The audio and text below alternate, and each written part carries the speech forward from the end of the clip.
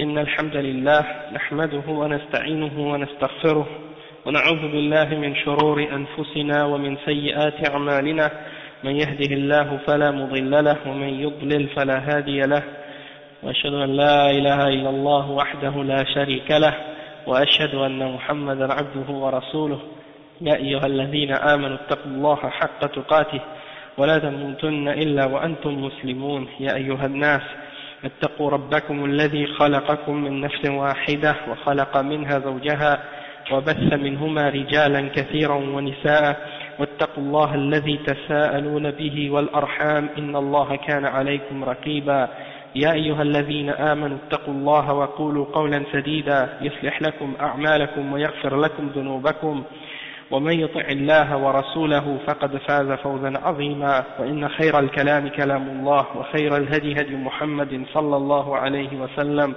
وإن شر الأمور محدثاتها وكل محدثة بدعة وكل بدعة ضلالة وكل ضلالة في النار أما بعد.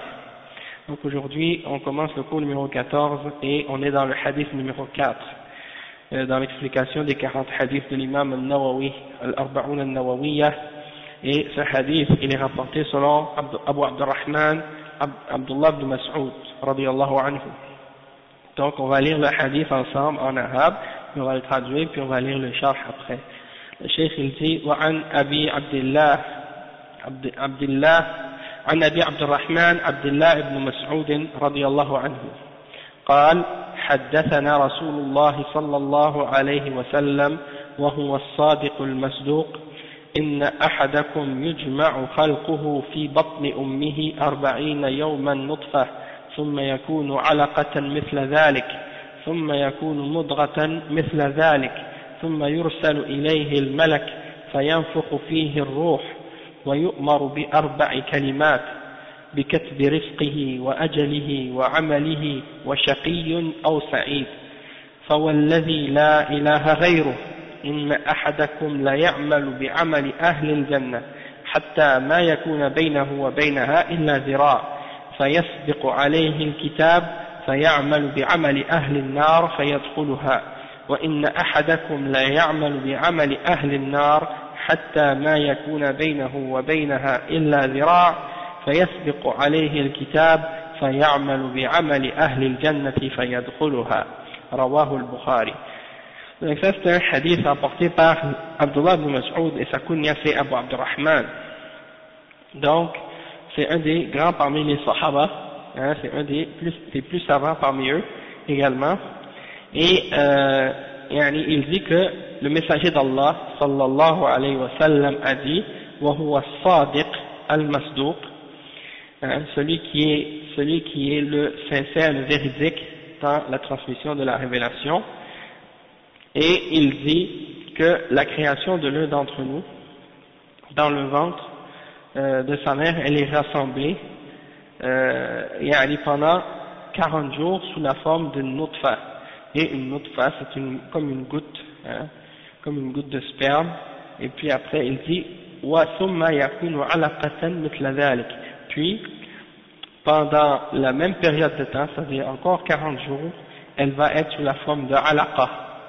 Ok, c'est, j'ai oublié la traduction à ce sujet-là, mais on va revenir lorsqu'on va arriver à, c'est comme un caillot de sang, c'est ça la traduction que les ulama ont donnée à ce sujet-là, un caillot de sang.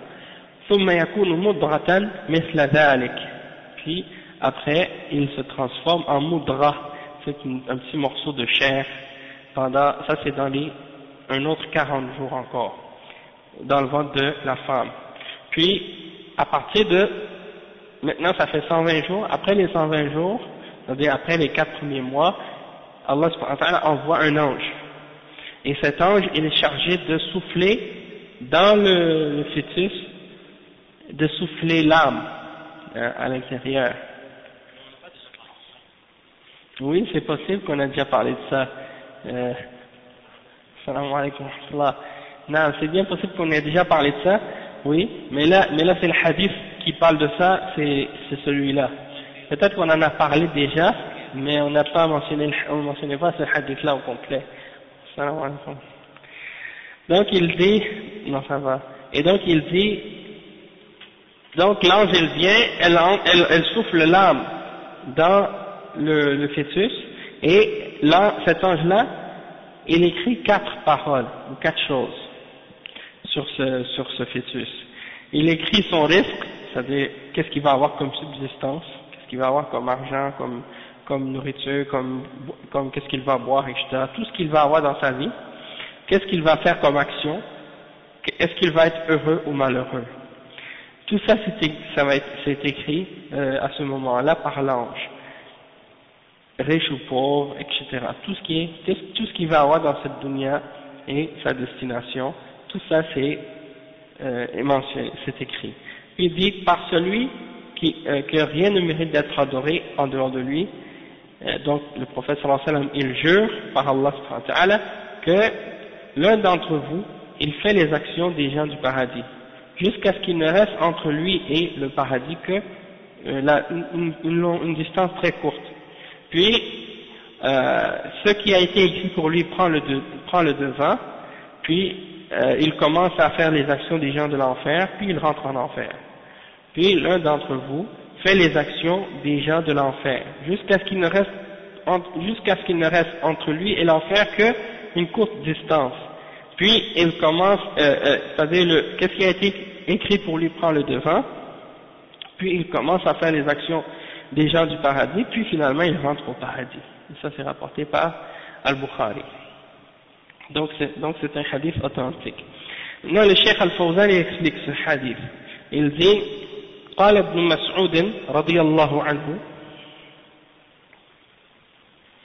قال عبد الله بن مسعود رضي الله عنه حدثنا رسول الله صلى الله عليه وسلم وهو الصادق المصدوق إن أحدكم يجمع خلقه في بطن أمه يعني يجمع لأن المولود يتكون من ماءين ماء الرجل وماء المرأة وقال تعالى إنا خلقنا الإنسان من نطفة أمشاج يعني مختلطة يقول جل وعلا يخرج من بين الصلب والترائب أي صلب الرجل وترائب المرأة فالمولود يخلق من الماءين ماء الرجل وماء المرأة. Donc il commence à expliquer le hadith en disant que l'un d'entre vous, le messager d'Allah sallallahu alayhi wa sallam, il dit que l'un d'entre vous, chacun d'entre vous, Allah, il réunit sa création dans le ventre de sa mère. Pourquoi le prophète sallallahu alayhi wa sallam, il dit yujma, c'est-à-dire on rassemble et on met ensemble sa création. Pourquoi? Parce que il est créé à partir de 2 différentes sources. C'est-à-dire qu'est-ce qui vient de l'homme et qu'est-ce qui vient de la femme, les 2 liquides qui se mélangent ensemble, les 2 liquides qui se mélangent, qui contiennent bien entendu qu'est-ce qui va être pris, le spermatozoïde puis l'ovule de la femme. Bon, ces deux choses-là se mélangent ensemble, et puis c'est de ça que est créé l'être humain. Une partie de l'homme et une partie de la femme, et les 2 se mélangent ensemble, et ça fait le bébé. Et il dit, donc, il mentionne le verset 2 dans Suratul Insan, Inna khalaqna l'insana min nutfatin amshajin. On a créé l'être humain à partir d'une goutte de liquide mélangé. C'est-à-dire un mélange, un goutte qui est fait à partir d'un mélange de qu'est-ce qui sort de l'homme et qu'est-ce qui sort de la femme. Et il mentionne le verset 7 dans Surat At-Tariq, dans lequel Allah subhanahu wa ta'ala dit yakhruju bayna as-sulbi wat-tara'ib, et il explique que une partie c'est sulb al-rajul, qu'est-ce qui vient de l'homme, et tara'ib al-mar'a, qu'est-ce qui vient de la femme. Et donc l'enfant il est créé à partir de ces 2 sources là, de ces 2 origines là, une partie qui vient de l'homme et une partie qui vient de la femme. Puis même en biologie on apprend ça des fois. Quand on parle des chromosomes, une partie des chromosomes qui vient de l'homme, une partie qui vient de la femme. D'accord? Donc, dans le spermatozoïde et dans l'ovule, il y a le bagage génétique qui va composer l'enfant, qui va composer le bébé. Donc le cheikh dit ensuite وقال يجمع خلقه في بطن أمه 40 يوما نطفة. نطفة يعني نطفة مني, c'est-à-dire que l'être humain il est créé dans le ventre de on réunit sa création dans le ventre de la mère pendant 40 jours, à la base une goutte de sperme, ok, une goutte de sperme. Puis قال ثم يكون علقة يتحول المني إلى دم. هذه العلقة في مدة 40 يوما وهذه 80 يوما. Donc le cheikh il dit que par la suite cette alaqa par la suite elle devient une alaqa pendant 40 jours. Donc 40 jours elle est une goutte de sperme, après ça se transforme en un caillot de sang, et puis c'est qu'est-ce qu'on appelle en arabe al-alaqa, c'est pendant 40 jours, donc ça fait 80 jours. Ensuite وقال ثم يكون مضغة ثم يتحول من الدم إلى المضغة يعني قطعة لحم في مدة 40 يوما ثالثة وهي 120 يوما. وفي طور المضغة تخلق أعضاؤه ويتبين أنه جنين.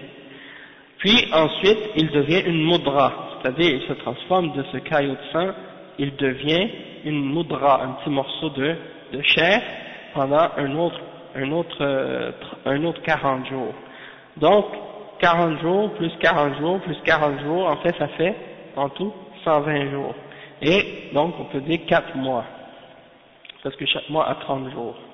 Donc 4 fois 30 ça fait 120. Et ça c'est la dernière phase, ou bien la dernière étape de ces 120 jours-là.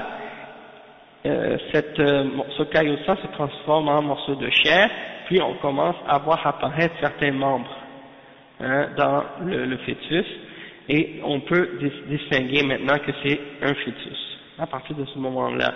Et c'est là que l'ange vient pour souffler l'âme. C'est pour ça que les ulama ils disent que à partir de ce moment-là, c'est là que le fœtus devient un être humain, puisque l'ange vient souffler dans l'âme dans le fœtus. En dessous de ça, il n'est pas encore un être vivant.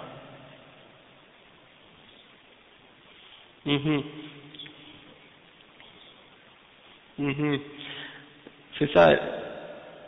Par rapport à ça justement, les ulama ils disent que comme si je me souviens bien, c'est que si l'avortement c'est pas permis dans l'islam, l'avortement c'est quelque chose qui est haram, d'accord. Puis il y a des ulama qui ont expliqué que si par exemple dans certains cas de nécessité, comme par exemple si par exemple c'est dangereux pour la vie de la mère, que ça risque de la tuer ou quelque chose comme ça, dans ce cas-là c'est permis pour des raisons médicales. Mais sinon, c'est pas permis. Mais il faut que ce soit fait avant les 4 mois. Donc, ça c'est qu'est-ce que je me souviens, mais Allahu A'lam. Si c'est fait après les 4 mois, dans ce cas-là, ça va être considéré comme un meurtre. Mais bien entendu, c'est pas. En tout cas, il y aura une somme d'argent à payer pour ça, une sorte de diya à payer pour le prix de sang de cet enfant-là. C'est les parents qui doivent payer ça. À qui ils doivent payer ça, c'est une bonne question. Ouais, mais quand même, je sais pas à qui ils doivent le donner. Peut-être. Mais je sais qu'il y a une somme d'argent à payer pour ça. En tout cas, je vérifierai là-dessus, je me souviens plus vraiment bien. Je vais vérifier, Inch'Allah. Et donc, à partir de ce moment, l'ange, elle vient. Et puis, elle souffle l'âme. Donc, le cheikh, il dit, ثُمَّ يُرْسَلُ إِلَيْهِ أو يُرْسَلُ الملك. Dans d'autres versions, c'est marqué, ثُمَّ يُرْسَلُ إِلَيْهِ الملك. يعني, ثم في 40 الرابعة تمام 4 أشهر أي 120 يوما يرسل إليه الملك الموكل بالأجنة فيدخل عليه في بطن أمه. Donc, à partir de ce moment, après par la suite, quand on entre dans le quatrième 40 jours, après avoir complété les 4 premiers mois, c'est-à-dire Allah il envoie l'ange qui est chargé de d'écrire le destin de chaque fœtus dans le ventre de sa mère. قال ثم ينفخ فيه الروح التي يتحرك بها روح الحياة قد عجز البشر أن يعملوا أو أن يعلموا حقيقة هذه الروح فهي سر من أسرار الله عز وجل. قال تعالى ويسألونك عن الروح قل الروح من أمر ربي وما أوتيتم من العلم إلا قليلا. فلا أحد يعلم حقيقة هذه الروح وإنما هو شيء يأتي به الملك فينفخه في هذا الجنين فيتحرك ويحيا بإذن الله عز وجل. فإذا جاء الموت خرجت هذه الروح فيهمد الجسم ويصير جثة فما دامت فيه الروح فهو حي وإذا خرجت فهذا على قسمين إما أن تخرج بالنوم وهذه وفاة صغرى وإما أن تخرج بالموت فهذه الوفاة الكبرى. Donc, le cheikh il dit puis il envoie l'ange pour souffler l'âme dans le fœtus et le cheikh il dit que l'âme c'est ça ce qui te fait bouger, c'est ça ce qui te fait vivre. Et jusqu'à aujourd'hui, les êtres humains ont été incapables de savoir et de connaître la réalité de l'âme. C'est un des mystères parmi les mystères d'Allah subhanahu wa ta'ala. Il mentionne dans le verset 85 dans Surat Al-Isra, Allah subhanahu wa ta'ala, il te demande au sujet de l'âme. Il dit, l'âme fait partie du commandement de mon Seigneur et vous n'avez été donné de science à ce sujet-là que très peu. Donc vous n'avez reçu que très peu de science à ce sujet-là. Et personne donc n'est capable de connaître la réalité de l'âme. Donc c'est uniquement, qu'est-ce qu'on sait, on sait uniquement que c'est une chose, que l'ange vient avec et qu'il le souffle dans le fœtus, dans le bébé, dans le fœtus qui est dans le ventre de sa mère, et à partir de ce souffle-là, le bébé commence à bouger, il commence à vivre par la permission d'Allah subhanahu wa ta'ala. Et quand la mort arrive, eh bien cette âme elle sort, et donc le corps devient inerte, et puis il devient comme un cadavre. Quand l'âme sort, il n'y a plus de vie dans le corps, il devient un corps inerte, et tant que l'âme est dedans, le corps il vit. D'accord? Et une fois qu'il est mort, une fois que l'âme est sortie dedans, il n'y a rien qui peut faire vivre ce corps-là. Hein? Donc ça c'est quelque chose qui est, des fois j'ai discuté avec, je me rappelle, j'avais des cours de philosophie au cégep, et le prof il niait l'existence de l'âme. Il dit non, l'âme ça n'existe pas, c'est juste des connexions chimiques dans le cerveau qui fait bouger le corps humain. Et j'ai dit ok d'accord, dans ce cas-là c'est quoi la différence entre un corps vivant et un corps mort? Hein? Si tu prends ce corps qui est mort, est-ce que tu es capable de faire réagir les connexions chimiques dedans pour essayer de le faire revivre? Il dit ben encore peut-être la science, on n'est pas encore arrivé à ce niveau-là, mais peut-être que dans des années qui vont venir, les gens vont découvrir ces choses-là. J'ai dit subhanallah, vraiment, tu vois comment les gens sont orgueilleux, hein, et bêtes, ils refusent d'accepter la réalité. Franchement c'est l'orgueil. Mais en fait, souvent, c'est des scientifiques athées qui disent ça, mais il y a beaucoup de scientifiques qui sont croyants qui disent pas ça, mais souvent c'est que ceux qui n'aiment pas la foi et qui n'aiment pas la vérité, eux, ils laissent toujours entendre les paroles des scientifiques qui croient pas en Dieu. Comme si c'était juste eux qui existaient, comme si ceux qui étaient croyants, ils n'existaient pas. Et aussi, il y a une chose que je voulais mentionner à ce sujet-là, au sujet de non, barakallahu fik. Donc par rapport à l'âme, il y en a qui pensent aussi parmi les soufis, hein, que l'âme elle est elle n'est pas créée. Ils pensent que c'est une partie de Dieu. Et ils pensent que l'être humain donc est moitié humain, moitié divin, que l'âme qui est entrée à l'intérieur de l'être humain, c'est une partie de Dieu en fait. Et ils pensent la même chose à propos de Jésus puis des autres. Ils pensent que ils ont une partie de Dieu en eux.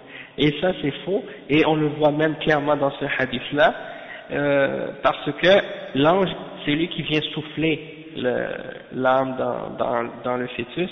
Cette âme-là, elle est créée par Allah subhanahu wa ta'ala. Allah, il lui dit soit et elle est. Et donc il l'a créée. Comme la même chose, comme par exemple par rapport à, c'est ça justement la particularité de Isa alayhi salam, du fait que Allah subhanahu wa ta'ala, il appelle Isa dans le Coran wa ruhun minhu, hein, wa kalimatun, hein, wa ruhun minhu. C'est une parole et c'est une âme venant de lui. Pourquoi? Parce que cette âme-là, Allah l'a créée par le verbe impératif soit et il fut. Et c'est pour ça qu'on dit que c'est une parole et que c'est une âme créée par Allah. Allah subhanahu wa ta'ala, il mentionne que c'est une âme d'Allah pour l'honorer, cette âme-là. Pas parce que c'est une partie de lui-même, mais c'est pour l'honorer et montrer qu'elle a une importance, parce que c'est l'âme de son prophète qu'il a envoyé pour souffler en Isa alayhi salam.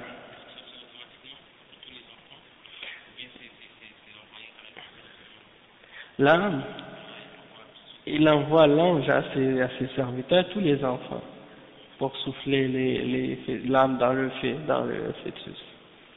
Non. Donc c'est comme ça. Et qu'est-ce qu'il dit ensuite, le cheikh? Il dit que l'âme, quand elle sort, c'est de deux catégories.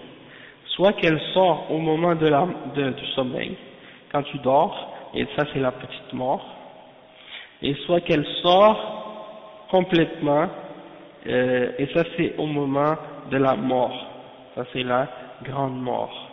Donc il y a la petite mort quand tu dors, et la grande mort, ça c'est quand tu meurs complètement.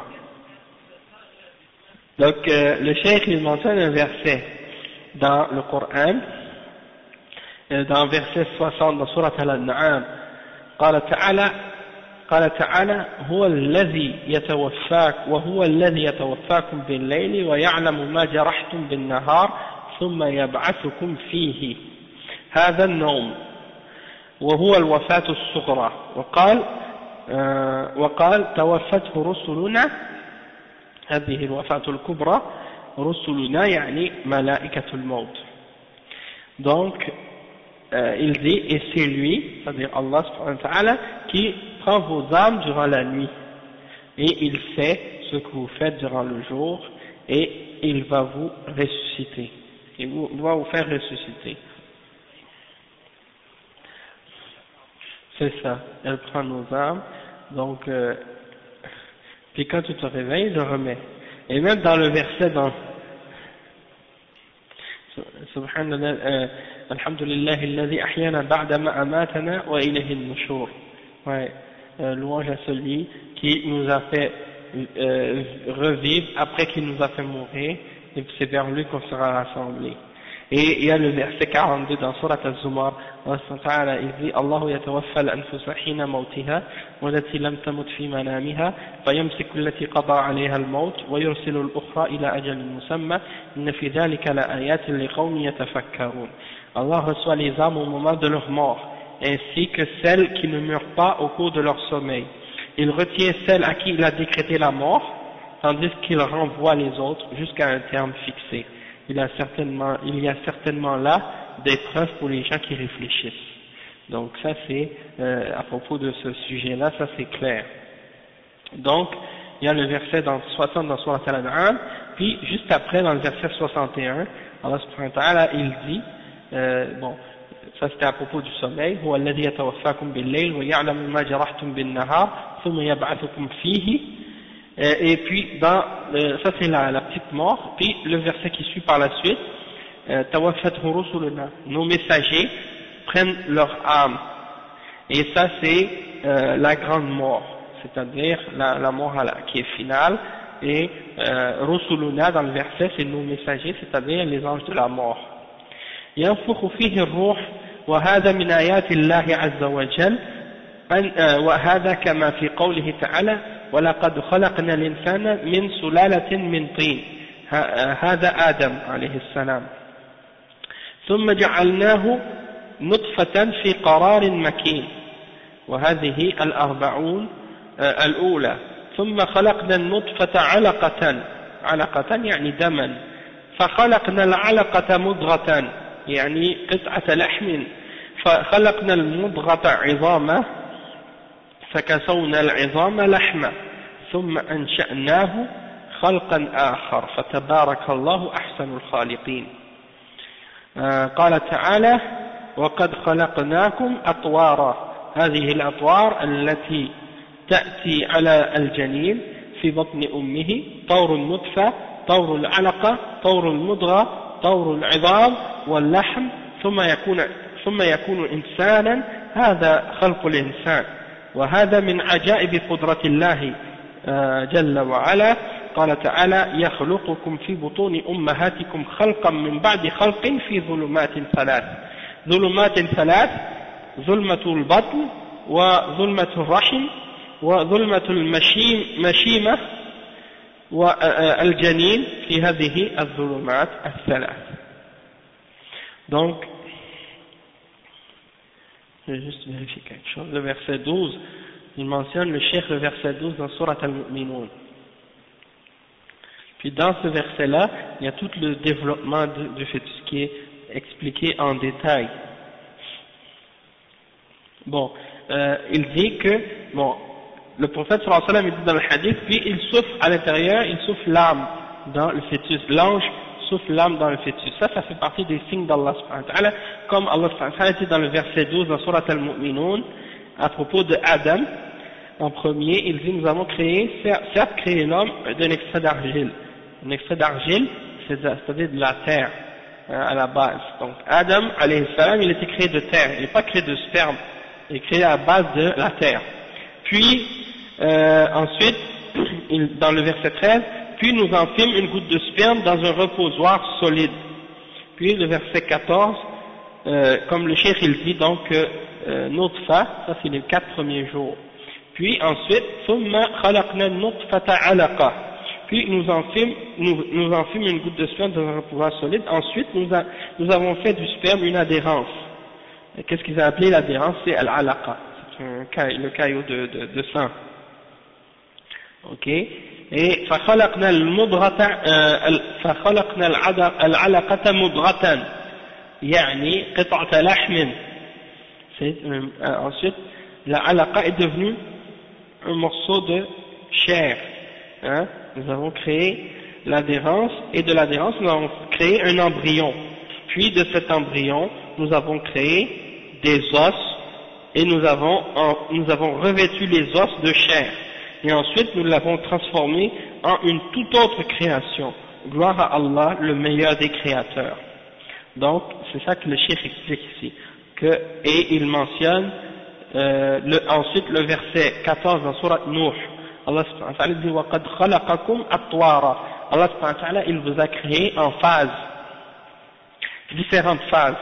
Et donc les différentes phases qui sont chez le fœtus, dans le ventre de sa mère, la phase de la nutfa, puis de alaqa, puis de la mudra, puis ensuite les os et la chair qui sont créés par la suite. Donc ça c'est la création de l'être humain, et ça fait partie des choses qui éblouissent les gens, parmi les grandes créations d'Allah subhanahu wa ta'ala. Et le cheikh il dit قال تعالى يخلقكم في بطون أمهاتكم خلقا من بعد خلق في ظلمات ثلاث. Ça c'est dans le verset dans Surat Az-Zumar encore. Il vous a créé dans le ventre de vos mères, création après création, dans 3 ténèbres. Fi zulumatin thalath. Donc le cheikh il explique que les 3 ténèbres, c'est premièrement le ventre, ça c'est les premiers ténèbres, ensuite la matrice, hein. Puis le troisième c'est le placenta. Donc ça c'est les trois ténèbres, d'accord, le ventre, l'utérus, puis le placenta qui enveloppe le bébé. Donc ça c'est les trois ténèbres. Vous voyez comment Allah subhanahu wa ta'ala, il décrit ces choses-là. Puis ensuite le cheikh il dit قال ثم قال ويؤمر بأربع كلمات ثم بعد نفخ الروح فيه يؤمر الملك بكتب 4 كلمات فيكتب كتابة خاصة بهذا الجنين وهناك كتابة عامة لجميع الخلق وهذه في اللوح المحفوظ أما هذه فهي كتابة خاصة لكل جنين وهي منقولة من اللوح المحفوظ وليست كتابة جديدة. Le cheikh il dit puis ensuite l'ange est ordonné d'écrire 4 choses et c'est-à-dire qu'après avoir soufflé l'âme, l'ange est ordonné d'écrire 4 choses et ces 4 choses sont particulières à ce fœtus-là. Il y a une écriture dans la destinée qui a rapport avec toute la création complète, ça c'est dans la table préservée, Al-Lawh al-Mahfouz. Toutefois, cette écriture-là qui est écrite pour le fœtus, ça c'est particulier au fœtus seulement. Et ça c'est en fait, le cheikh il dit que ça c'est une information qui est disons, non, ça c'est une information qui est tirée des tables préservées et qui est transcrite dans disons, dans le fœtus, dans l'écriture qui est écrite sur le fœtus. C'est-à-dire que c'est pas une nouvelle écriture, c'est la même écriture mais qui est transposée pour le fœtus. D'accord? Donc c'est comme si Allah subhanahu wa ta'ala dans l'étape préservée, il a écrit le destin de l'univers entier, de toutes les créations, puis là il envoie l'ange pour écrire la destinée particulière de ce fœtus-là qui est tirée de la table préservée pour ce fœtus. L'information de la table préservée pour ce fœtus. Non, il n'a pas mentionné un nom spécial ou spécifique pour cet ange-là. Non. Et le cheikh dit ensuite وقال بكتب رزقه وأجله وعمله وشقي أو سعيد فلا يخرج الرزق عن هذه الكتابة وليس للإنسان إلا ما كتب له ولا يأخذ من العمر في الدنيا إلا ما كتب له من العمر ولا يعمل شيئا من خير أو شر إلا بموجب ما كتب عليه وهو ميسر له فلا يكون شقيا أو سعيدا إلا بحسب ما كتب له في اللوح المحفوظ وفي بطن أمه. Le cheikh il dit que ensuite l'ange, donc ces 4 choses que l'ange est ordonné d'écrire, c'est d'écrire son risque, son terme, c'est-à-dire combien de temps il va vivre, et ses actions, et est-ce qu'il va être heureux ou malheureux. Ça c'est les 4 choses qu'il est ordonné d'écrire. Et il dit, il n'y a rien qui sort de ta subsistance. Dans ce qui est écrit, il n'y a rien qui sort, c'est-à-dire ta subsistance ne sortira pas de ce qui est écrit. Tu auras uniquement ce qui a été écrit pour toi. Et tu ne vas pas vivre plus que ce qui a été écrit pour toi dans cette dunya. Et tu ne vas pas non plus faire une action, soit de bien ou de mal, excepté par rapport à ce qui a été écrit pour toi dans ce livre-là, et chacun sera facilité pour ce pourquoi il a été créé. Et donc, il ne sera malheureux ou heureux ou malheureux que selon ce qui a été écrit pour lui dans la table préservée et dans ce qui a été écrit aussi dans le ventre de sa mère. Et le cheikh dit هذا قلم القضاء والقدر يجري على العباد والله جل وعلا قدر لكل أحد من الشقاوة والسعادة ما يكون العبد سببا فيه فإن فعل الخير يسره الله للخلق وإن فعل الشر يسره الله فإن فعل الخير يسره الله للخير وإن فعل الشر يسره الله للشر. قال تعالى فأما من أعطى واتقى وصدق بالحسنى فسنيسره لليسرى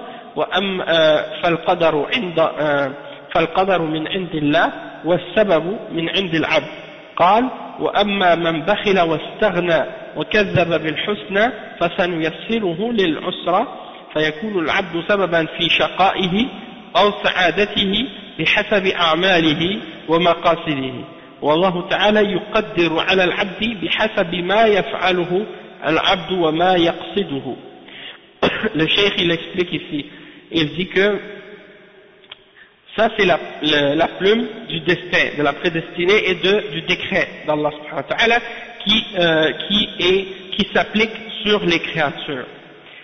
Allah subhanahu wa ta'ala il a prédestiné à chaque être humain s'il sera heureux ou malheureux. Hein? Et l'être humain, c'est-à-dire Allah il a prédestiné ce que l'être humain a fait comme cause pour faire partie de ceux qui sont heureux ou malheureux. D'accord? Et il dit que si tu fais le bien, Allah t'a facilité le bien, et si tu fais le mal, Allah t'a facilité pour le mal. Celui qui donne et craint Allah et déclare vérité que la plus belle des récompenses, ils lui faciliteront la voie au plus grand bonheur. Donc, Al-Yusra, il a traduit par le plus grand bonheur. Quant à celui qui est avare et qui se dispense d'Allah et de son adoration, et qui traite de mensonge la plus belle récompense, Allah lui facilitera la voie vers la plus grande difficulté, c'est-à-dire pour l'enfer. Ok? Et ici donc, le cheikh il explique, il dit, Allah subhanahu wa ta'ala, il a prédestiné et la cause vient de l'être humain.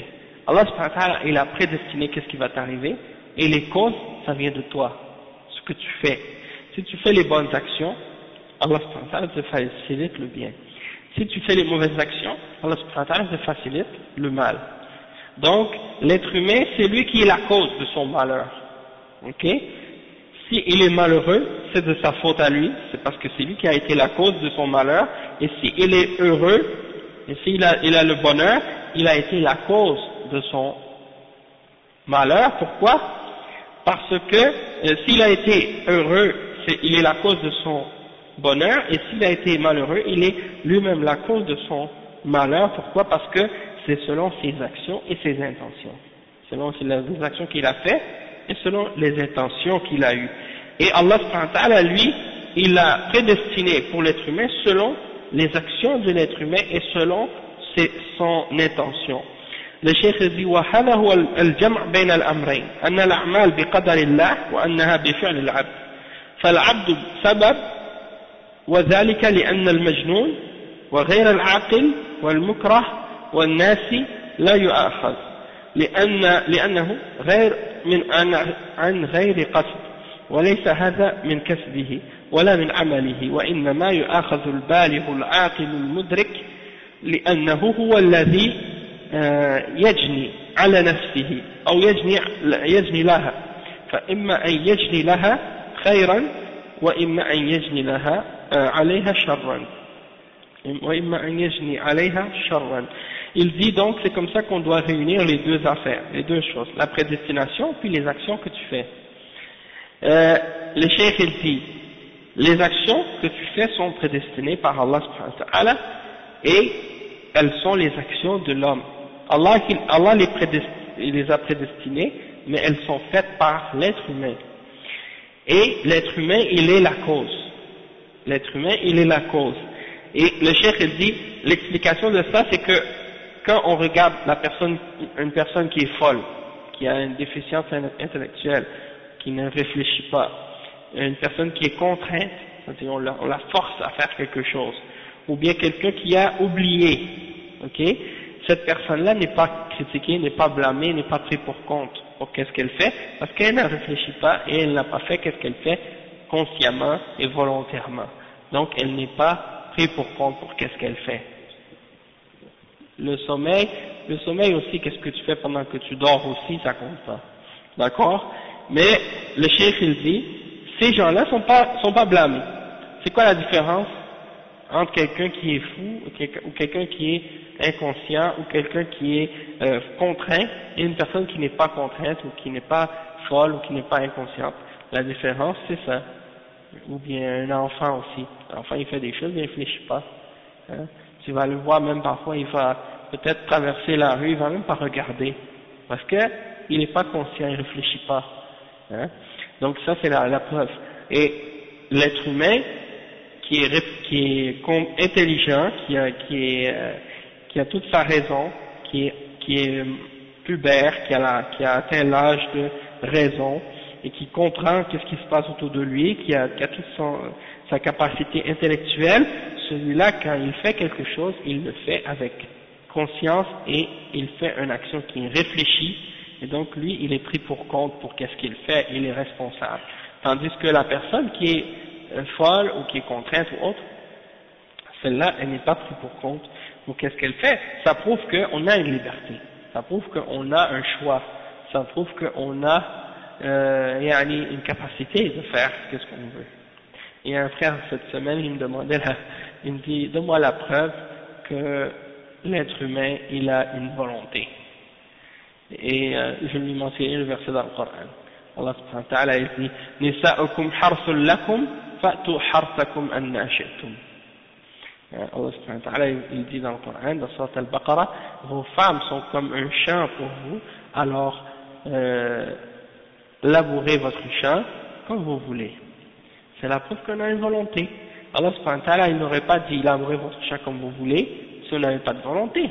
Hein? Et donc ça c'est un exemple pour réfuter les Qadariya, pour réfuter les Jabriya qui nient que l'être humain a une volonté. Ça c'est un exemple.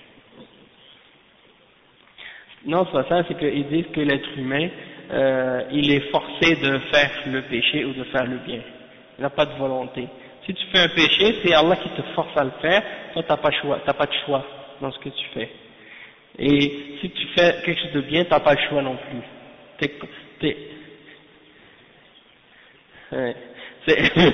Ouais, c'est ça. Exactement. C'est comme si par exemple je te donne un coup de poing, et puis là tu me dis, ah, pourquoi tu me frappes? Et là je te dis, non, c'est pas moi, c'est Allah qui me force. C'est pas vrai. Tout le monde sait que c'est faux, parce que t'as réfléchi, t'as la capacité de te retenir, de pas le faire. Et puisque tu l'as fait, tu es responsable. Ça ne peut pas blâmer Allah subhanahu wa ta'ala du mal que tu fais, tu vois. Et Omar ibn Khattab, oui, là-dessus, elle est célèbre. Hein, quand quelqu'un a volé, il l'a attrapé, la personne a dit non, mais j'ai volé par la volonté d'Allah. Et il dit, moi je vais te couper la main par la permission d'Allah. Hein? Ça c'est la bonne réponse à ces gens-là.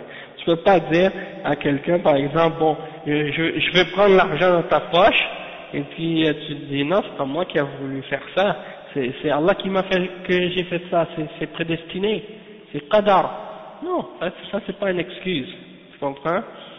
Donc tu es responsable de ce que tu fais. Tandis que si tu es une personne qui est folle, une personne, tu es contrainte, ou bien une personne, t'es pas atteint l'âge de raison, t'as pas encore atteint l'âge de raison, des choses de ce genre, et bien là, dans ce cas-là, t'as une excuse parce que tu contrôles pas ce que tu fais, t'es pas responsable, tu réfléchis pas, mais du moment que t'as ta raison, t'as ta conscience et tout, là, tout ce que tu fais, t'es responsable de ces choses-là, puis tu vas avoir des comptes à rendre pour ces choses-là.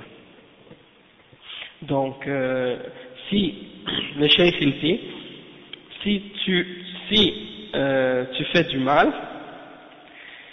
eh ben, tu vas récolter le mal, puis si tu fais du bien, tu vas récolter le bien selon ce que tu as fait, et c'est toi la cause là-dedans. D'accord? C'est pas Allah subhanahu wa ta'ala qui te force à le faire, et que tu peux dire que j'ai pas de volonté ou de choix. Le chef dit, Al-Zahir annahu ar-Rasul sallallahu alayhi wa sallam. Ah oui, ça c'est l'autre partie du hadith. ثم قال فوالذي نفسي بيده هذا قسم ولكن من هو المقسم الظاهر أنه الرسول صلى الله عليه وسلم فيكون هذا من أصل الحديث وقيل إن المقسم هو الراوي ابن مسعود رضي الله عنه فيكون هذا من المدرج في الحديث ولكن الظاهر أنه من كلام الرسول صلى الله عليه وسلم فوالذي نفسي بيده أقسم صلى الله عليه وسلم هو الصادق وهو الصادق المصدوق من باب التأكيد لأهمية هذا الأمر. نعم. الصادق المصدوق. Donc on va expliquer cette partie-là. Le cheikh explique, il dit par celui qui tient mon âme entre sa main. Ça c'est un serment, c'est quelqu'un qui, le prophète sallallahu alayhi wa sallam qui jure. Il dit toutefois, il y a comme dans ce hadith, est-ce que c'est le prophète sallallahu alayhi wa sallam qui jure ou bien c'est Abdullah ibn Mas'ud? Il y a des ulama qui ont dit que c'était Abdullah ibn Mas'ud, il y a d'autres qui ont dit que c'était le prophète sallallahu alayhi wa sallam. Et si ceux qui disent que c'est Abdullah ibn Mas'ud qui a juré dans le hadith, donc ils disent que ça c'est mudraj, c'est un terme dans la science du hadith que les ulama utilisent pour dire que quand une parole d'un sahabi est introduite dans le hadith.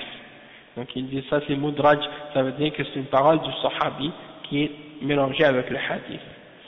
Et sinon, il y a des ulama qui ont dit, le cheikh il dit que qu'est-ce qui est le plus apparent, c'est que c'est la parole du prophète Muhammad sallallahu alayhi wa sallam et non celle d'Abdullah ibn Mas'ud. Donc c'est le prophète Muhammad sallallahu alayhi wa sallam qui jure lui-même, qui dit par celui qui tient mon âme en sa main. Et donc le prophète sallallahu alayhi wa sallam il jure, et c'est lui as-sadiq al-masduq. As-sadiq c'est celui qui est véridique, et al-masduq c'est celui en qui les gens croient. On le croit et on lui fait confiance, on sait qu'il est véridique dans la transmission de la révélation.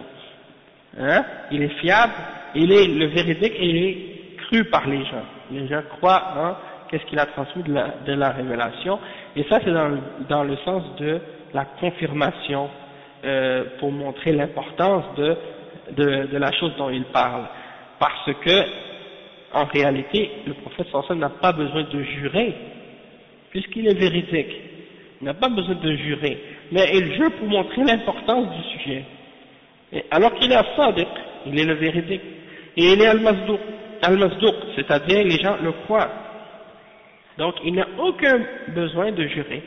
Les gens d'aujourd'hui, on jure souvent parce que les gens, ils ont besoin de jurer quand ils pensent que les gens ne vont pas les croire, ou bien quand les gens ont l'habitude de dire des mensonges, alors ils jurent. Il y en a même qui jurent par Allah puis qui mentent quand même. Eh bien, le prophète sallallahu alayhi wa sallam, c'est pas le cas. Et le jeu, c'est dans le but de confirmer qu'est-ce qu'il dit puis montrer son importance. Et il dit, قال إن أحدكم لا يعمل بعمل أهل الجنة حتى ما يكون بينه وبينها إلا ذراع فيسبق عليه الكتاب يعني الذي قدر له أي كتب عليه فيعمل بعمل أهل النار فصار هو السبب إذ هو الذي عمل فيدخلها.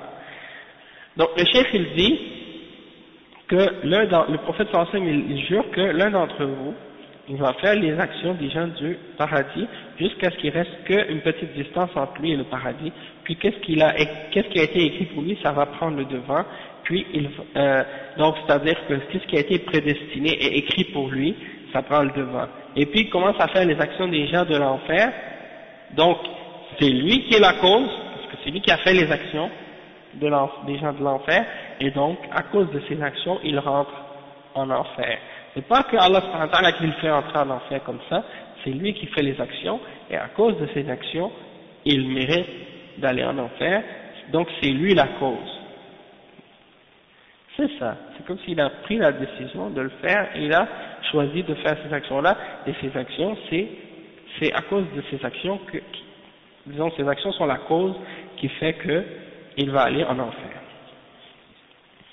Hein? Ouais, quelqu'un qui est ignorant, qui connaît même pas la religion de l'islam, qui n'a jamais entendu parler du Coran ou de la Sunna ou des hadiths, celui-là il sera pas puni tant qu'il n'a pas reçu le message. Hein? Allah subhanahu wa ta'ala il dit وَمَا كُنَّا مُعَذِّبِينَ حَتَّى نَبْعَثَ رَسُولًا. Donc les ulama ont dit celui qui est né dans un endroit éloigné où il n'a jamais entendu parler de l'islam, celui-là il aura un jugement spécial et particulier au jour de la résurrection. Ben, ça dépend, parce qu'il y a des gens, c'est juste parce que ils n'ont pas fait d'efforts, c'est parce qu'ils ont eux-mêmes entendu parler de l'islam, ils n'ont pas vraiment voulu faire d'efforts et de recherche pour trouver la vérité. Ils ont juste dit, bon, ils ont entendu parler de l'islam à la télé, ils ont su qu'il y a des musulmans dans leur quartier, ils ont un voisin peut-être même qui est musulman, ils voient des femmes voilées, mais ils vont pas se forcer pour essayer de savoir la vérité. Ils vont juste entendre ce qui est dans les médias, dans la télé, dans les journaux, puis ils vont croire en ce qui est écrit, ils vont pas essayer d'eux-mêmes de faire des recherches pour savoir la vérité. Et on est créé sur la terre pour adorer Allah subhanahu wa ta'ala. Le but de notre existence, c'est ça. Donc, la première chose que quelqu'un doit faire dans sa vie, c'est d'essayer de chercher le but de son existence. Pourquoi il existe? C'est quoi le but de sa création? Mais la plupart des gens de nos jours, qu'est-ce qu'ils font? Malheureusement, eh ben, ils pensent à d'autres choses. Ben, ils suivent leur hawa, puis qu'est-ce qui se passe aussi souvent, c'est que il y a des gens qui disent, bon, je vais à l'école, je finis mon école, je fais mon diplôme, après je trouve ma carrière, après j'achète une maison, j'achète une voiture, je me marie, après je planifie mes vacances, après je vais avoir un enfant, après je planifie ma retraite, etc. Donc ça c'est leur plan de vie, comment on leur a montré, c'est ça. Ils pensent au rêve américain, comment on leur a dit, la maison, la dunya, et puis ils réfléchissent pas plus loin que ça. Et tout ce qui est autour d'eux dans la société ici est fait pour justement les faire oublier qu'il y a quelque chose après la mort, pour les faire oublier de réfléchir au but même de leur existence, puis pour leur faire croire que le système dans lequel ils vivent c'est la seule vérité, il n'y a rien d'autre après, et que c'est ça, que le paradis c'est sur la terre. Il faut se concentrer sur ça, et après il n'y a rien. Donc, c'est de cette manière-là que les gens vivent la plupart du temps. Ces gens-là ne sont pas excusés s'ils n'ont pas fait d'efforts pour chercher la vérité. C'est ça. Celui qui est excusé, c'est celui qui n'a pas de choix, celui qui ne peut pas savoir la vérité d'aucune façon. Mais celui qui a la bibliothèque en face de chez toi, dans cette bibliothèque-là, il y a des livres sur l'islam, il y a même des traductions du Coran, il y a des mosquées au coin des rues, il y a la télévision, il y a tout. Donc les gens, ils ont plus d'excuses à notre époque. Oui, exactement. Ouais, exactement. Et il y a des gens ici, subhanallah, ils connaissent des choses sur des religions que personne ne connaît dans le monde, ils suivent des croyances barbares, hein. Chaque jour, hein, aujourd'hui hier on est passé dans le métro, près de chez moi, tu vois les Krishna qui sont assis là.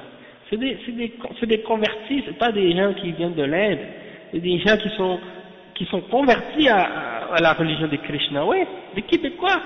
Et ils s'assoient dans le métro avec la guitare, les cymbales, les tambours et tout, et puis ils chantent, non c'est ça le yoga, eux c'est Krishna, ils chantent du début à la fin, la chanson c'est ça la parole, hein, Krishna Krishna, Hare Krishna, bon. Hein, et c'est pour dire comment quelqu'un il va aller chercher cette religion-là qui est tellement barbare, et c'est des gens qui adorent des idoles, des statues, des images, et ils se basent sur ça. Hein, des choses vraiment insensées. Et j'ai discuté avec certains d'entre eux parfois, je leur ai parlé, et puis vraiment tu vois que c'est des gens qui ne réfléchissent pas. Tu vois, donc c'est pour dire, si ces gens-là sont capables de trouver ça et de suivre ces choses-là, eh bien c'est parce qu'ils n'ont pas fait l'effort pour vraiment comprendre la réalité. Il y en a un une fois qui est venu à la mosquée, je me rappelle, pour discuter, puis commençait à parler de l'hindouisme et de toutes ces choses-là. Et moi je suis à la mosquée il venait pour se renseigner, en même temps il discutait, puis il dit ouais l'hindouisme et tout, ça c'est une bonne religion, hein. Je lui ai dit, oui, mais c'est des gens qui adorent des idoles. Il dit, oui, mais vous regardez juste ça. Il faut regarder aussi les autres choses. Mais moi, je lui ai dit, si ça c'est pas bon, le reste c'est pas bon. Tu vois? Parce que c'est la base. Si qu'est-ce que tu adores, c'est faux. Alors le reste de la religion, elle est fausse. Alors vous allez commencer à étudier tout, chaque détail, chaque petit point, hein, que peut-être qu'il y a des bonnes choses dedans, oui. Oui, c'est ça. Déjà, même lui, il le sait peut-être que ces bonnes choses-là. Même il y en a qui le disent. Toutes les religions sont bonnes. Il y en a qui disent ça. Mais toutes les religions enseignent de faire le bien. Hein? Donc, il ne faut pas faire de différence. Non, nous on dit oui, il faut faire une différence, même si toutes ces religions-là, soi-disant, enseignent de faire le bien. La base, si ce que tu adores c'est faux, le reste c'est faux. Hein? C'est ça le problème. Si toi tu me dis, tu me dis, tu as une religion, ça s'appelle, je sais pas, n'importe quel nom là, que tu peux sortir comme Krishna ou autre. Tu me dis, c'est les mêmes enseignements que l'islam. La même chose. Sauf que on n'adore pas Allah, on adore Krishna, un être humain. Hein? Ça, c'est le shirk. Donc, même si tu fais toutes les choses que les musulmans font, au nom de, qu'est-ce que tu fais? Tout le reste, tout ça c'est bâtil. Hein? C'est comme ça. Donc, il faut que les gens fassent des efforts pour connaître la vérité, et s'ils s'éloignent de la vérité, ils n'ont pas d'excuse pour suivre l'égarement qu'ils suivent s'ils font que suivre leur passion, etc. Et le cheikh il dit ensuite, et là on parle bien entendu de ces gens-là qu'on vit autour d'eux, et de toute façon aussi c'est de notre responsabilité à nous les musulmans de leur faire la da'wah et de leur transmettre la connaissance qu'on a de l'islam, si on est capable de leur expliquer c'est quoi l'islam et tout. Et ça, les musulmans, on a vraiment négligé là-dessus, parce qu'il y a il y a même des musulmans qui sont contre cette idée-là. Ils disent non, il faut juste faire la da'wah par notre comportement et par notre attitude. Il faut pas parler. Ça c'est eux qu'est-ce qu'ils disent ça. Faire la da'wah sans parler. Probablement parce que pourquoi qu'est-ce qu'ils disent ça? Pourquoi ils disent ça? Parce que ils savent que les gens savent pas et ils veulent pas enseigner aux gens. Alors au lieu de leur apprendre l'islam et les fondements de l'islam, ils leur disent faites pas de da'wah, parlez pas avec les gens parce que vous allez dire n'importe quoi, donc faites juste la da'wah par votre comportement.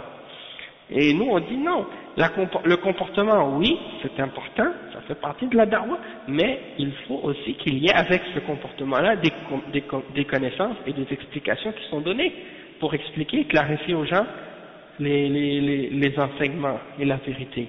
Parce que le prophète Mohammed sallallahu alayhi wa sallam, il n'est pas juste resté là à Mecca et dire aux gens regardez mon comportement. Non, il a aussi dit aux gens dites la ilaha illallah et adorez pas les idoles et adorez Allah seul et leur expliquer les futilités. Oui, mais pas juste rester assis comme ça et juste à faire des bons comportements. Et eux les gens d'aujourd'hui, parmi certains groupes, ils ne se basent que sur ça. C'est-à-dire il faut montrer le bon comportement. Donc il s'imagine des choses comme ça, juste par rapport à des choses matérielles. Ouais, il y en a un dans une mosquée, il faisait une khutbah l'autre jour, il disait l'ambulance est venue l'autre fois et puis c'était tellement bloqué le stationnement, l'ambulance pouvait même pas rentrer pour prendre la personne qui avait un malaise. Donc il a dit maintenant les kuffars sont plus en train de pratiquer l'islam que nous, parce qu'ils sont plus organisés. Donc c'est comme si pour eux l'islam c'est d'être organisé, que si t'es un mushrik kafir, t'adores autre qu'Allah, ou bien tu rejettes la foi, mais que tu es organisé, tu es plus musulman qu'un musulman qui dit la ilaha illallah, qui fait la salat et qui n'est pas organisé selon eux. Exactement ça. Et en plus c'est sa sadaqa, déjà qu'il n'est pas musulman, sa sadaqa n'a pas de valeur. Les musulmans voient juste l'action à l'extérieur, ils savent même pas pourquoi les gens font ça. Hein? Et les gens, c'est vrai, subhanallah, les gens ici sont très sensibles. S'ils voient quelqu'un dans la rue qui est malade, qui a un problème, ils lui donnent de l'argent, mais pourquoi? Pas pour Allah. Hein? Parce qu'il a pitié, parce qu'il se sent mal ou des choses comme ça, c'est naturel. Il est gêné ou il a honte de ne pas donner. Mais la réalité, c'est que le musulman, quand il le fait, s'il le fait pour Allah, il est récompensé, il fait le bien, et ça c'est quelque chose qui fait partie de l'islam et on est ordonné de faire ça en tant que musulman. Mais si le kafir il le fait et que le musulman il le fait pas, ça ne veut pas dire que le kafir est meilleur que le musulman, puisque déjà à la base, si son action n'est pas faite sur le tawhid, eh bien elle ne sera pas acceptée d'Allah. Mais ça c'est des choses que j'ai remarquées beaucoup en Afrique. les gens, ils viennent avec de l'aide, des subventions, des trucs comme ça, des pays occidentaux, puis ils viennent avec le christianisme aussi, comment on appelle, missionnaires et tout. Subhanallah. Ouais.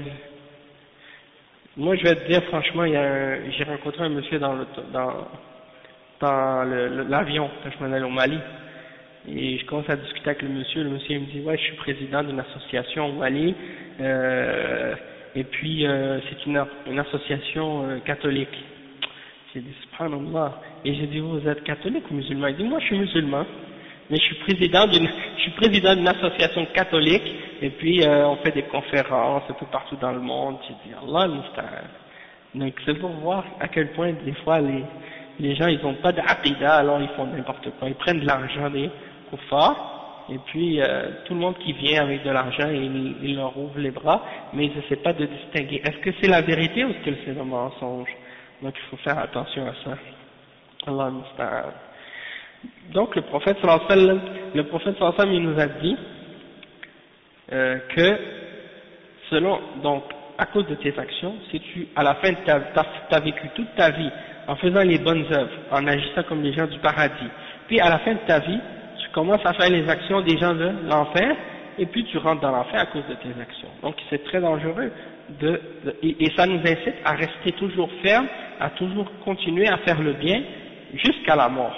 De pas dire bon ça y est là je vais prendre un break, hein, je vais prendre une petite pause, je vais me laisser, je vais me permettre de suivre un petit peu mes désirs pendant quelque temps, parce que j'ai fait beaucoup d'adoration pendant des années et des années.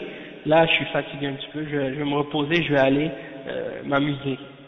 Puis là il abandonne l'adoration puis il meurt. Imaginez, hein. Et le contraire aussi, le cheikh il dit waqal, le prophète sallallahu alayhi wa sallam il a dit وَإِنَّ أَحَدَكُمْ لَيَعْمَلُ بِعَمَلِ أَهْلِ النَّارِ حَتَّى مَا يَكُونَ بَيْنَهُ وَبَيْنَهَا إِلَّا ذِرَاعٌ فيسبق عليه الكتاب فيعمل بعمل أهل النار فيدخلها. فهذا يدل على أن الأعمال بالخواتيم، وأن المعتبر ما يموت عليه الإنسان من خير أو شر. فلو أنه أفنى عمره بالطاعة ثم ارتد في آخر حياته إلى الكفر صار من أهل النار والعياذ بالله، أو ظل على إسلامه لكنه عمل عملا يوجب دخوله ولم يكفر، لكنه عمل عملا يوجب دخوله ولم يكفر ودخل النار إذا شاء الله دخوله، فالعبرة بالخاتمة. وكذلك لو أفنى العبد عمره بالكفر ثم من الله عليه بالتوبة عند الموت قبل أن تغرغر روحه دخل الجنة.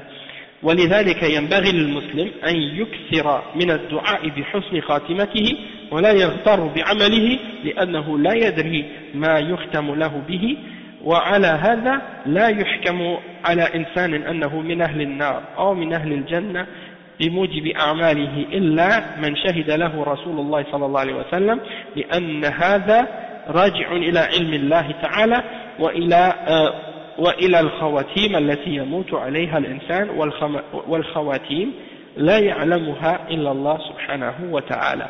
Donc le cheikh il dit, pour terminer, il dit que donc quelqu'un va faire les actions des gens de l'enfer pendant toute sa vie, jusqu'à ce qu'il reste qu'une petite distance entre lui et l'enfer. Puis qu'est-ce qui a été écrit pour lui dans la prédestination, hein, ça prend le devant, et puis il commence à faire les actions des gens du paradis, puis il entre au paradis. Ça indique que les actions qui comptent, c'est les dernières. Les actions qui comptent vraiment dans ta vie, c'est celles que tu fais à la fin de ta vie. Et ça, c'est quelque chose de très important que parfois on oublie. Des fois, il y a des gens qui, par exemple, vont trouver que un cheikh, par exemple, il y a souvent, ça arrive, un cheikh, il a fait des fatwas durant sa vie, puis à la fin de sa vie, il est revenu sur ses fatwas, il a fait une dernière fatwa à la fin, qui contredit les fatwas qu'il a fait auparavant. Donc, il y en a parmi les gens de bid'a qui essaient de justifier en prenant des anciennes fatwas de ce cheikh pour dire, ah oui, mais regardez, le cheikh bin Baz ou le cheikh ibn Uthaymin, qu'est-ce qu'il a dit? Mais il laisse tomber les dernières fatwas que le cheikh a pris. Et c'est ça que le cheikh nous explique maintenant, que qu'est-ce qui compte, c'est pas qu'est-ce que le cheikh a dit durant sa vie, mais qu'est-ce qu'il a dit à la fin. Et c'est ça, sa dernière position, c'est elle qu'on doit prendre en considération, et non pas les premières fatwas qu'il a dit. Exactement, il faut prendre en considération qu'est-ce qu'il a dit à la fin, et non pas qu'est-ce qu'il a dit au début, parce que quelqu'un peut revenir sur une erreur qu'il a faite et confirmer la vérité. Et souvent c'est ça que les gens de Bid'a font, ils prennent des fatwas anciennes et ils les ramènent comme si c'était la position du cheikh, alors que le cheikh est revenu de cette position-là. Et donc, qu'est-ce qui compte sur une personne, c'est qu'est-ce qu'il a fait à la fin de sa vie. Il y a des gens, par exemple, toute leur vie, ils ont défendu la vérité, puis à la fin de leur vie, ils ont dévié. Il y en a d'autres, c'est le contraire. Toute leur vie, ils étaient dans le mensonge, puis à la fin de leur vie, ils sont revenus à la vérité. Même si la personne a vécu 50 ans dans le mensonge, puis à la fin de la vie, il est revenu à l'islam, puis il a défendu la vérité, cette personne-là, c'est considéré comme quelqu'un qui était sur la vérité. Et juste pour donner un exemple, il y en a un comme ça, qui était dans l'égarement, dans le kufr, dans la mécréance, et il a quitté un groupe dans lequel il était. Il est rentré dans l'islam. Maintenant, le groupe qui le suivait, le groupe dans lequel il était avant, il y en a qui continuent à suivre ce groupe-là encore aujourd'hui. Et ils disent, ouais, mais c'est pas grave, il est resté juste 2 ans dans l'islam qu'il a accepté à la fin, mais tout ce qu'il a fait auparavant, il était avec la secte dans laquelle on suit nous, comme ils disent eux. Donc ça, c'est la preuve que, qu'est-ce qu'il a fait? Il est resté plus longtemps dans le mensonge, donc c'est une preuve que on doit le prendre comme étant quelqu'un qui était sur le mensonge et non pas qui était sur la vérité. C'est-à-dire que eux, ils ne prennent pas en considération qu'est-ce que la personne a fait à la fin de sa vie, mais ils regardent la durée ou la longueur de temps, combien de temps quelqu'un est resté dans quelque chose. Pour dire, bon, si quelqu'un est resté 50 ans dans quelque chose, puis 2 ans ou 10 ans dans une autre chose, dans la vérité ou dans l'islam, donc, tandis qu'il est plus longtemps dans le kufr, donc on va apprendre que c'est un kafir, ou que c'était quelqu'un qui n'était pas dans l'islam. Mais, bien entendu, ça n'a pas rapport avec la longueur ou la durée de temps, ça a rapport avec qu'est-ce que tu as fait en dernier, à la fin. Et c'est ça qui est important. La mort, personne ne peut savoir quand elle arrive. Personne ne peut savoir quand la mort va venir. Donc si quelqu'un, il pense qu'il a le temps, puis qu'il est jeune, il profite de la vie, parce qu'il y en a beaucoup de jeunes, non seulement les jeunes qui pensent ça, même leurs parents pensent comme ça. C'est-à-dire, leurs parents, s'ils voient ces jeunes musulmans-là qui font la prière, qui vont à la mosquée, qui commencent à pratiquer l'islam, leurs parents vont leur dire, mais non, t'es jeune, pourquoi tu prends ça relax, amuse-toi, pourquoi tu veux pratiquer la religion? Parce que tu vois, le problème c'est pas les jeunes, le problème c'est les parents des jeunes, comment les jeunes pensent. Si la jeune fille elle est encore une adolescente, elle commence à porter le djilbab, puis elle se voile, puis tout, la mère elle va lui dire à sa fille, ah mais non, laisse-toi, montre-toi pour que, peut-être elle va s'énerver contre sa fille, elle va dire moi j'ai honte, t'es une jeune femme, t'es belle, montre-toi pour que tu vas avoir des hommes qui vont vouloir se marier avec toi, profite de la vie et des choses de ce genre. Donc c'est ça le problème. Et donc il faut prendre en considération, comme on dit, qu'est-ce que tu fais avant de mourir, et tu sais pas quand tu vas mourir, donc ça veut dire prends pas ça à la légère, puis dis pas j'ai le temps, hein, puis que je vais me repentir après. L'islam c'est pas une religion pour les vieux, comme certains qui s'imaginent dans certains pays musulmans. Il y a des gens qui pensent que l'islam, la religion, c'est une religion pour les vieux, et que les jeunes, eux, c'est pas pour eux la religion. La religion c'est pour les vieux seulement. Oui, c'est ça. On voit ça dans certains pays, même en Europe et dans les pays musulmans, parfois. La mosquée c'est pour les vieux, la religion c'est pour les vieux, et tout c'est pour les vieux et les vieilles. Mais des fois c'est les vieux qui critiquent les jeunes quand les jeunes commencent à pratiquer, ils disent mais vous voulez nous montrer la religion, nous on connaît mieux que vous. Alors que parfois ces jeunes-là, ils ont appris mieux que les personnes âgées. Mais il faut avoir de la sagesse, bien entendu, pas bousculer les personnes âgées, il faut avoir du respect, mais leur montrer la vérité avec hikmah. Mais pourquoi? C'est parce que c'est cette mentalité-là qui est en train de faire beaucoup de mal aux musulmans, que l'islam c'est pour les vieux, puis que les jeunes, eux, ils peuvent faire n'importe quoi, que c'est pas important pour eux de pratiquer. Et ça, on le voit, ça, dans les pays musulmans, Et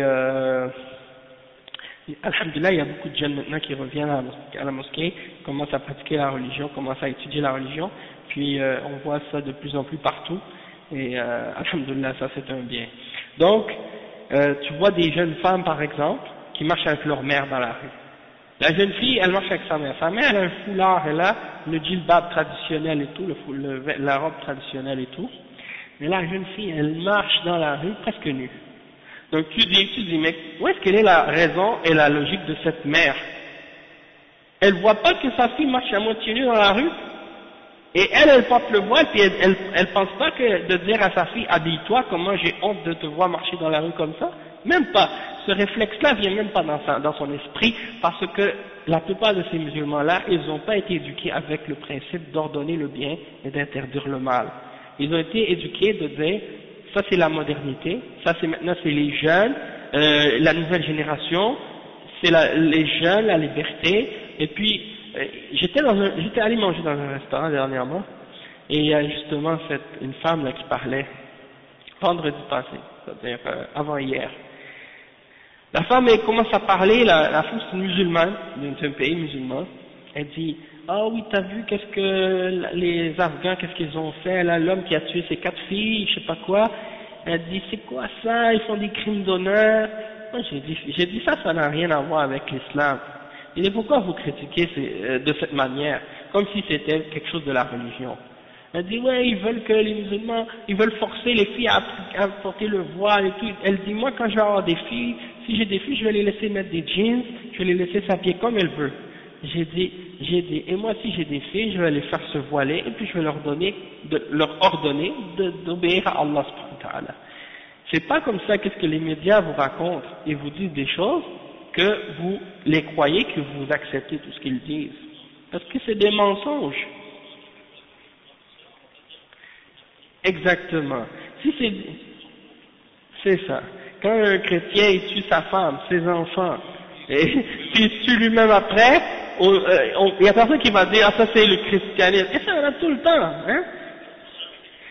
Il y a un moment donné, là, je pense que c'est l'année passée, à chaque fois on entend un homme il a tué ses enfants, il a tué sa femme, il a tué sa famille, après il s'est tué après. Il y en a un, il voulait se tuer lui, sa femme et ses enfants, ils se sont tués, sauf sa femme, elle s'est pas tuée. Donc, elle a été accusée du meurtre des autres. Tu vois? Et donc, il y a plein d'exemples comme ça. Et, ouais. Bon, tu vois? Bon. Et quand c'est des musulmans, automatiquement, ils accusent l'islam. Et c'est à cause de la charia et la religion. Et là, il y a l'autre là, Jamila Ben Habib. Elle, c'est celle qui a écrit le livre qui s'appelle Ma vie à contre-courant.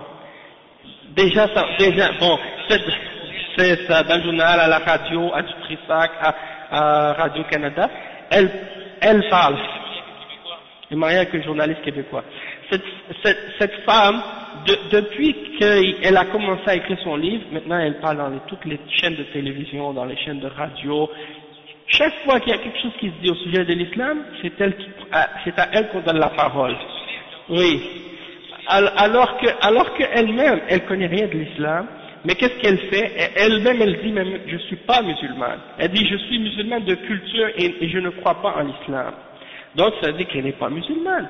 Mais eux, ils la prennent comme porte-parole de l'islam et tu sens dans sa bouche la haine de l'islam et la haine des musulmans, et elle jette son venin comme ça devant les gens, et elle a l'air la façon dont elle parle, c'est comme une hystérique, franchement, mais c'est clair que qu'est-ce qu'elle dit, ça fait aucun sens, et elle ne fait que défendre à la télé, je sais pas, à la télé aussi, elle ne fait que parler de la démocratie, de la laïcité, de l'égalité entre l'homme et la femme et des droits de l'homme. Et pour elle, ça c'est sa religion, et pour elle, ça c'est son Dieu, et l'islam pour eux, ça ne veut rien dire. Et même dans une conférence qu'elle a dit, dans une entrevue qu'elle a fait, à propos d'une jeune fille qui avait été tuée à Toronto, par son père, une jeune fille pakistanaise, elle a dit, qu'est-ce qui va arriver, cette fille-là, elle est morte maintenant,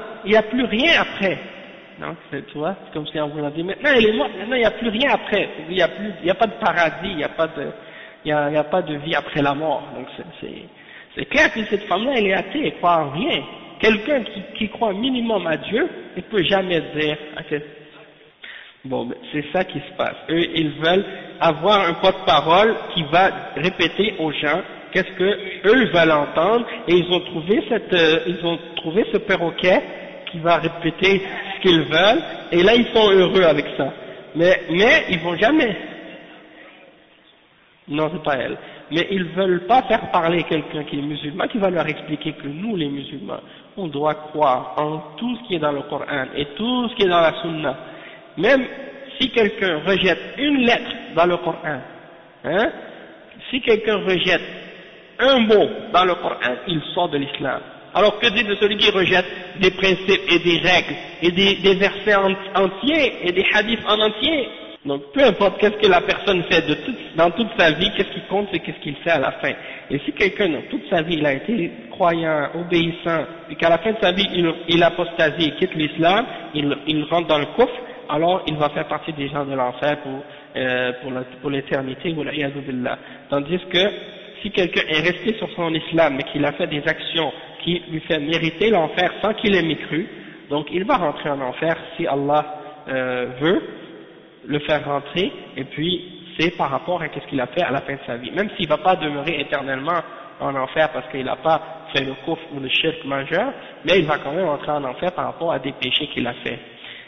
Mais bien sûr que c'est pas bon, hein, mais il va sortir à la fin, il ne va pas rester éternellement puisqu'il n'a pas rejeté la foi complètement. Toutefois, et aussi dans l'autre sens, c'est que si quelqu'un il a passé toute sa vie dans le kufr, puis Allah subhanahu wa ta'ala lui a fait la faveur par la suite de se repentir avant la mort, avant que son âme sorte de son corps, hein, il entre au paradis parce qu'il a cru, il s'est repenti avant de mourir. Et même si c'était 10 minutes avant de mourir et qu'il s'est repenti, il est devenu musulman, il va entrer au paradis, même si la ilaha illallah, Muhammad Rasulullah, il va rentrer au paradis même s'il a passé toute sa vie dans la mécréance. Et donc c'est important pour le musulman qu'il fasse beaucoup de dua pour demander à Allah de lui donner une bonne fin, et qu'il ne se prenne pas comme si qu'il ne laisse pas les bonnes œuvres qu'il a fait le tromper, pour dire ah moi j'ai fait beaucoup de bonnes œuvres, ça y est je suis épargné, j'ai fait mon hajj, j'ai fait ma prière, j'ai fait mon jeûne, j'ai tout fait ce que j'avais à faire, donc je suis correct, je suis sauvé. Non, tu ne dois pas penser de cette manière-là, parce que tu ne sais pas comment tu vas finir. Et c'est pour ça qu'on ne peut pas juger à propos de quelqu'un puis dire qu'il est dans les gens de l'enfer ou dans les gens du paradis selon ses actions, parce que excepté s'il y a une preuve dans les paroles du prophète sallallahu alayhi wa sallam pour dire que celui-là il est en enfer ou au paradis, parce que ça revient à la connaissance d'Allah subhanahu wa ta'ala, et ça a rapport avec la fin, comment il va finir sa vie. Et personne ne connaît la fin de sa vie excepté Allah subhanahu wa ta'ala. Et donc il ne faut pas commencer à spéculer sur quelqu'un, est-ce qu'il sera au paradis ou en enfer. Mais juste par rapport à qu'est-ce que je disais tout à l'heure, parce que là on a fini l'explication de ce hadith, mais juste par rapport à qu'est-ce que je disais tout à l'heure par rapport à cette histoire de choses là, de la dame qui parlait par rapport au crime d'honneur et tout. Ça c'est comme c'est important de faire comprendre aux musulmans que qu'est-ce que les kuffars disent dans les médias, s'ils disent par exemple que les musulmans ils font des crimes d'honneur ou des choses comme ça, nous on dit qu'est-ce que les musulmans font, ça ne veut pas dire que ça fait partie de l'islam. Il y a des musulmans qui tuent, il y a des musulmans qui volent, il y a des musulmans il y en a parmi les musulmans qui vont vendre de la drogue, il y en a parmi les musulmans qui vont tuer, il y en a qui vont boire de l'alcool, il y en a qui vont faire d'autres péchés, il y en a qui vont faire des attentats terroristes et qui vont tuer au nom de l'islam des innocents. Est-ce que ça fait partie de l'islam? On regarde dans le Coran, on regarde dans la Sunna. Est-ce que Allah subhanahu wa ta'ala il a permis ces choses-là ou il les a interdits? Est-ce qu'il les a légiférés? Est-ce qu'il les a autorisés? Non, il les a interdits clairement dans la révélation. Donc on dit, ces choses-là, ça ne fait pas partie de l'islam. Et on le rejette. Non. Donc ça c'est un exemple. Et la même chose pour n'importe quelle autre religion ou croyance. Hein? Est-ce que tu vois des chrétiens qui volent dans la rue? Ici, là, au Québec, la plupart des habitants, des gens sont des catholiques. Hein? Ils sont tous baptisés et ils sont tous des gens qui confirmés, qui croient, qui disent qu'ils sont catholiques. Eh ben, est-ce que tu vas te baser sur qu'est-ce que tu vois les Québécois, qu'est-ce qu'ils font dans la rue pour savoir qu'est-ce que c'est la religion catholique? Non, parce que sinon tu vas dire que ça c'est une religion de fou. Hein? Eh ben c'est ça. Mais nous on va juger et on va critiquer la religion catholique par rapport aux croyances, par rapport aux livres, par rapport aux enseignements des papes et des prêtres et par rapport aux catéchistes, par rapport au concile de Vatican, par rapport à qu'est-ce que les autorités religieuses catholiques ont établi comme étant le dogme et les croyances et les pratiques du catholicisme. Et c'est là-dessus qu'on se base pour les critiquer. Et non pas sur qu'est-ce que les prêtres font quand ils violent les petits enfants, ou bien des choses de ce genre. Mais eux, les gens, parmi les gens qui critiquent l'islam, ils n'ont pas l'honnêteté, justement, d'être honnêtes et de juger l'islam par rapport à qu'est-ce que l'islam enseigne réellement. Et ils critiquent l'islam par rapport aux agissements incorrects des musulmans. Et par rapport de certains musulmans, oui c'est ça, parce que c'est pas tous les musulmans qui font ça. Et donc ils prennent des actions de qu'est-ce que les musulmans font, puis ils disent regardez l'islam, regardez, c'est une religion qui est mauvaise, c'est une religion qui est comme ci et comme ça. Et ça c'est de la malhonnêteté, c'est de l'amalgame, c'est des mensonges. C'est ça. Mais qu'est-ce qu'il faut faire en fait? Ça c'est notre responsabilité, de faire la da'wa et d'expliquer à ces gens-là, comme il faut, directement, ouvertement, qu'est-ce que c'est l'islam. Et de ne pas mentir non plus, de leur montrer la réalité, de leur expliquer la vérité de l'islam. Parce qu'il y a des groupes, là, parmi les groupes musulmans ici, qui sont venus ici pour justement déformer la réalité de l'islam, et quand ils parlent aux kuffars, ils leur montrent une religion qui n'existe pas. Ils leur parlent de choses qui ne sont même pas la réalité de l'islam, et ils pensent qu'en faisant ça, ils veulent montrer la bonne image de la religion musulmane. Et l'attitude des musulmans, c'est pas ça. C'est d'expliquer aux musulmans et aux non-musulmans l'islam tel qu'elle est dans les textes. Et de leur expliquer, de leur faire comprendre la réalité de qu'est-ce qui est enseigné dans les textes. Et que si ces kuffars-là, ils veulent prendre un verset et le mettre en dehors de son contexte, et de prendre en dehors des autres textes qui parlent de ce même sujet-là, et qui veulent dire par exemple, oh regardez, dans le Coran c'est écrit, prenez les idolâtres et tuez-les. Où est-ce que vous les trouvez, vous les tuez. Donc ils prennent ce verset-là et disent, regardez, c'est ça l'islam, hein, c'est écrit même dans le Coran. Et on va leur dire, oui mais ce verset-là, il faut le mettre en relation avec tous les autres versets qui parlent de ce même sujet-là, parce que il y a des kuffars dans leur site, qu'est-ce qu'ils ont fait? Ils ont un sorte de texte qu'ils ont écrit, comment argumenter avec des musulmans. Et puis, dans ce texte-là, ils disent, si vous leur montrez les versets qui parlent du djihad, ils vont vous répondre, ils vont vous dire que, les musulmans vont vous répondre que ça c'est, par exemple, à une certaine époque, ou bien ils vont vous dire qu'il faut comprendre l'arabe pour savoir qu'est-ce que ça veut dire. Puis là, il faut leur répondre par telle chose. Puis là, tu vois comment c'est parce qu'ils s'adressent à ces gens de musulmans-là qui font partie des groupes de Hezbiyin, oui, et à ces groupes d'égarement comme les Ikhwan et les autres, qui ont un discours à double sens, et qui sont comme des caméléons, oui, qui cachent la vérité pour faire plaisir aux gens, puis qui ont un double langage. Tandis que lorsqu'ils parlent avec des musulmans salafis, qui sont sur le Coran et la Sunna, eh bien, nous, on les bloque de tous les côtés. Parce que là, ils ne peuvent pas nous accuser de terrorisme ou d'extrémisme, puis ils ne peuvent pas en même temps nous accuser d'avoir un double langage, parce qu'on dit les choses telles qu'elles sont, et clairement, et on remet chaque chose à sa place, puis on clarifie la réalité de l'islam, et là, comme ça, ils sont bloqués. Ils ne peuvent plus essayer de nous prendre dans un coin ou nous mettre dans la contradiction ou l'embarras. Donc on leur dit que ça c'est dans un contexte bien spécifique et que ça doit s'appliquer en prenant en considération tous les autres versets et les autres hadiths qui montrent qu'il y a des conditions. Et il y a des façons, il y a des règles pour pouvoir appliquer ces choses-là. Hein, premièrement, bon, on va pas rentrer là-dedans, mais c'est juste pour dire que un verset ne doit pas être pris tout seul, hors de son contexte, et dire je vais l'appliquer tout seul. Tu dois prendre ce verset-là et prendre les autres versets qui sont tous les versets qui parlent du djihad et du combat, et tous les hadiths qui parlent du djihad et du combat, et voir aussi comment les salafs ont compris ces versets-là, comment ils les ont appliqués eux dans leur vie, hein, avec le prophète Mohammed sallallahu alayhi wa sallam, et après la mort du prophète sallallahu alayhi wa sallam. Puis une fois que tu as compris ça, là tu vas leur dire voici, il y a les règles, il y a les conditions, c'est pas n'importe qui, c'est pas n'importe quand, c'est pas n'importe comment, c'est pas n'importe où, c'est pas n'importe, hein, il y a des conditions, il y a des règles, comme le wudu, comme la prière, comme le hajj. Il y a des règles, il y a des conditions, il y a des explications. La même chose pour le djihad. C'est une adoration comme les autres adorations. Tu peux pas la faire comme tu veux, quand tu veux, où tu veux, n'importe comment, n'importe où, n'importe quelle façon. Donc c'est comme ça. Bon, on va s'arrêter ici, Inch'Allah. سبحانك اللهم وبحمدك أشهد أن لا إله إلا أنت أستغفرك وأتوب إليك.